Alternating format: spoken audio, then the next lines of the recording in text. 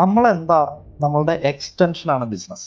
നമ്മളൊരു ക്ലാരിറ്റി ഉള്ള ഒരു വ്യക്തിയാണെങ്കിൽ ബിസിനസ്സിന് ക്ലാരിറ്റി ഉണ്ടാവും. നമ്മളൊരു ഡിസിപ്ലിൻ ഉള്ള ഒരു വ്യക്തിയാണെങ്കിൽ ബിസിനസ്സിന്റെ ഓർഗനൈസേഷനിൽ ആ ഡിസിപ്ലിൻ തീർച്ചയായിട്ടും ഉണ്ടാവും എന്നുള്ളതാണ്. നമ്മൾ ഒട്ടും ഓർഗനൈസ്ഡ് അല്ലാത്ത വ്യക്തിയാണെങ്കിൽ നമ്മളുടെ സ്ഥാപനവും ഓർഗനൈസ്ഡ് ആവില്ല.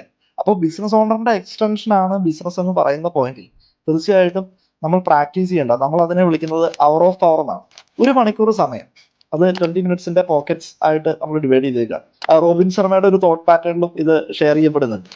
അതിൽ physical energy is very important. ഒരു 20 മിനിറ്റ് സമയം, അറ്റ്ലീസ്റ്റ് ഒരു 10 മിനിറ്റ്സ് എങ്കിലും നമ്മൾ സിക്സ് പാക്ക് ഉണ്ടാക്കാൻ വേണ്ടിയിട്ടല്ല, നമ്മുടെ ഫിസിക്കൽ എനർജി മെയിൻറ്റെയിൻ ചെയ്യാനായിട്ടുള്ള എന്തെങ്കിലും പ്രാക്ടീസ് മസ്റ്റായിട്ടും വേണം.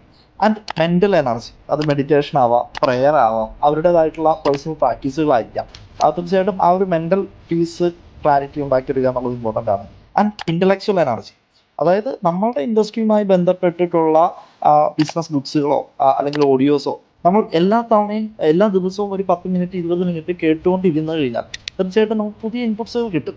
പക്ഷേ ഇതിലൊക്കെ ഞാൻ പറയുന്നത്, പ്രത്യേകിച്ച് നമ്മുടെ റീഡിങ് അല്ലെങ്കിൽ പഠനം എന്ന് പറയുന്ന കാര്യത്തിലൊക്കെ ഈ 20 മിനിറ്റ് എന്ന് പറയുമ്പോൾ അത് 21ാമത്തെ മിനിറ്റിലേക്ക് പോകേണ്ട എന്നുള്ളതാണ്. നമ്മൾ ചിലത് തുടങ്ങിയതിനെ നിർത്താനായിട്ട് പഠിക്കുന്നതും എന്താണ്? വിൽ പവറാണ്.